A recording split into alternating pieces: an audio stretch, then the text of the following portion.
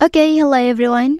Here I want to provide a tutorial on how to use LED keyboard on Samsung Galaxy A55 5G device.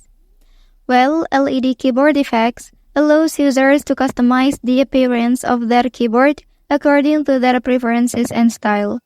This can include changing the color, patterns, brightness, and animation of the LED backlighting to create a unique and visually appealing keyboard layout.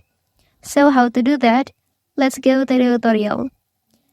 Okay, first you have to install this application on the App Store. Well, after that, just tap on it.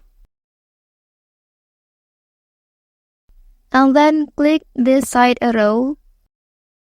And click continue option. Well, so on this page, tap on plus icon. And then click activate LED keyboard. Click OK. Well, so now tap on step 1 here, and then activate the LED keyboard by turning on this toggle.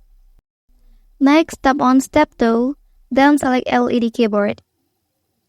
Okay, so now the LED keyboard on your device is successfully applied. Well, that's the tutorial on how to use LED keyboard on Samsung Galaxy A55 5G device.